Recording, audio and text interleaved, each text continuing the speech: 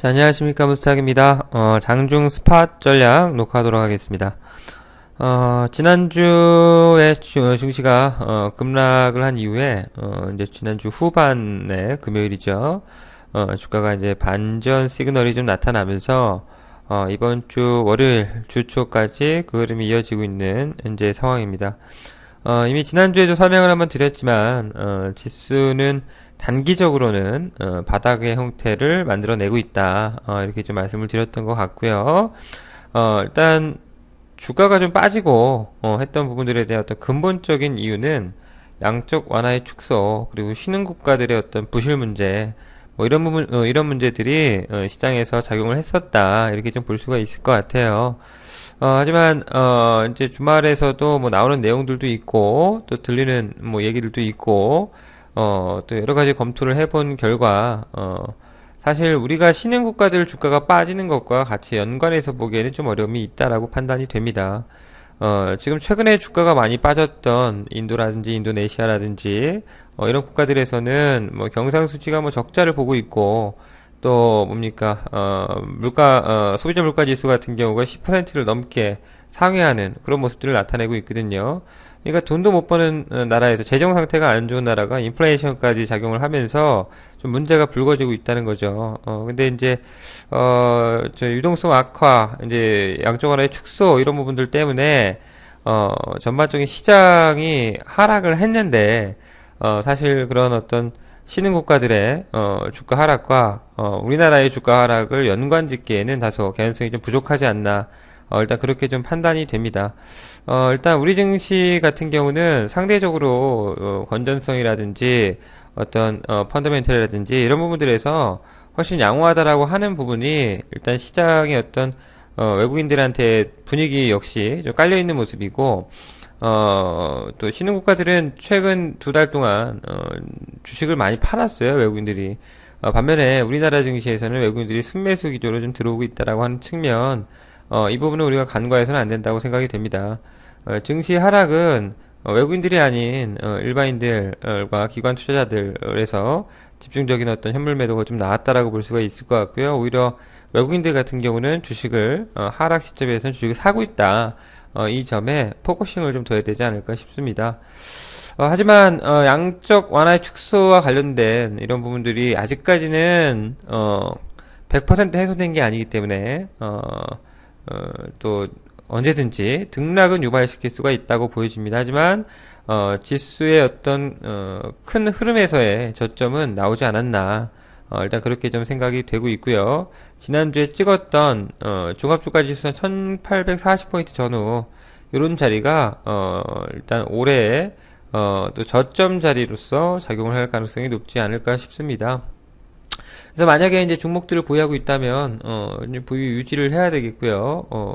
이제 오늘 같은 경우에는 몇몇 테마주들을 제외하고 또 이제 실적 우량주들이 일정 수준 도 반격이 나오는 모습들도 볼 수가 있는데 일단 아마 보유하신 종목들이 어떤 종목들인지는 모르겠지만 제가 그동안에 얘기했던 어떤 실적주들 뭐 이런 부분들에 속하고 있다면 굳이 매도를 할 필요는 없지 않나라고 생각이 돼요. 이번 주 목요일까지죠. 목요일까지 이제 연결 관련된 이제 실적 발표를 마무리를 해야 되는 만기 시점인데요. 실적 발표가 마무리되게 된다면 실적이 좋은 종목들은 보다 탄력적으로 움직임이 나올 거고요. 실적이 안 좋은데 주가가 또 미리 빠진 종목들 같은 경우는 이제 불확실성의 해소 측면에서 다시금 재차 반격이 나올 수 있는 어떤 그런 구도를 갖고 있다. 이렇게 좀 보시면 될 것 같습니다. 그래서 아마 특히나 핸드셋 관련주들 매매하시는 분들도 꽤 많지 않을까 싶은데요. 핸드셋 관련주들 이제 아마 포기하는 사람들이 굉장히 많을 겁니다. 근데 실적이 좋은 종목도 오늘 저쪽에 뭡니까? 디지털옵틱 같은 경우도 실적 발표를 했는데 실적이 좋아요.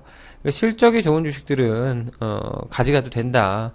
주가가 일시적인 어떤 급락이 나왔다 하더라도 크게 문제가 없다는 거죠. 그렇게 좀 대응하시고 하지만 이제 중장기 포지션 구축하는 건 좋은데 그냥 별 생각 없이 쭉 보유만 하는 거는 제가 봤을 땐 좋은 전략은 아닐 수 있다라고 생각이 되고 이번 주 중에 반격이 좀 세게 들어오는 종목들이 있다면 한 번 정도는 현금화를 일부 좀 시켰다가 다시 눌릴 때 기다렸다가 재매수 전략을 취하는 뭐 그런 전략이 좀 더 나아 보인다. 근데 매도 이후에 재매수를 할 수 없는 분들이 계실 거라고 생각이 돼요. 근데 그런 분들 같은 경우는 그냥 갖고 있는 게 유리하고 차라리 매도했다 다시 재매수를 할 수 있는 분들 같은 경우는 그렇게 대응하는 것이 좀 더 낫지 않을까 그렇게 생각이 됩니다.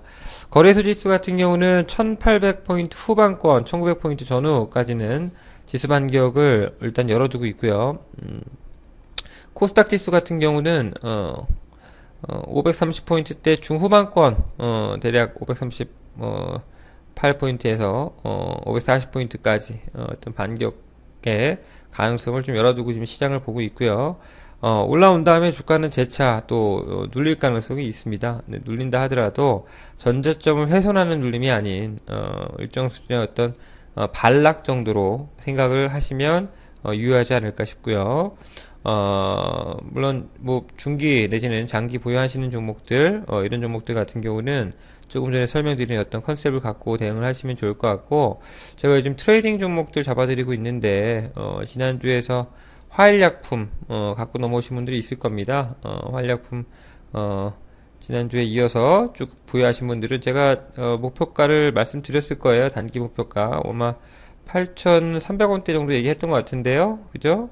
이런데 전후까지는 움직임이 나올 수 있지 않겠냐라고 설명드렸던 것 같은데 뭐 단기 대응이니까 잘 하시고, 조금 보유하면은 8,000원대 뭐 중후반권까지도 한번 움직임 나올 수가 있겠지만 그거는 일단 단기로 들어간 종목들이니까 소액 수준에서는 뭐 보유가 가능하지만 일정 수준 차익 대응 이제 하시는 게 좋을 것 같고요.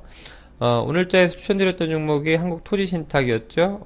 이제 주가가 조금 위에서 눌렸는데요. 아마 차익 기회를 준 걸로 알고 있어요. 그래서 님들이 아마 차익하신 걸로 알고 있는데 아직 뭐 끝나진 않았다고 봅니다. 오늘 장중 반격이 끝나진 않았다. 그러니까 뭐 일부 비중을 갖고 남겨서 좀 보시는 분들 같은 경우는 그대로 부여하셔서 오후장까지 흐름 잡아 나가시길 바라겠습니다. 그래서 이런 종목들 가지고 뭐 차익할 수 있는 기회들 있는 종목들 잘 대응하면서 이번 코스트 대응하면은 아마 중기로 내지 실적주들 보유하신 종목들 같은 경우도 차분하게 뭐가 좀 뭐 급등은 아니겠지만 일정 수준 완만한 상승을 기대해봐도 되지 않을까 그렇게 생각이 돼요. 그러니까 그렇게 좀 대응을 하시면서 이번 주 잘 보내시기 바라겠습니다. 혹시나 또 궁금하신 내용들도 있을 수 있고 종목들마다 아마 대응 전략들도 조금씩 다를 수 있는데 저기 종목 상담 게시판이 있습니다, 님들. 상담 게시판에다가 게시글 형태로 어떤 종목들 어떠냐, 펀더멘틀이 어떻고 어떠냐라고 물어보신다면 성실히 답변해 드리도록 하겠습니다. 자, 여기까지 하겠습니다, 님들.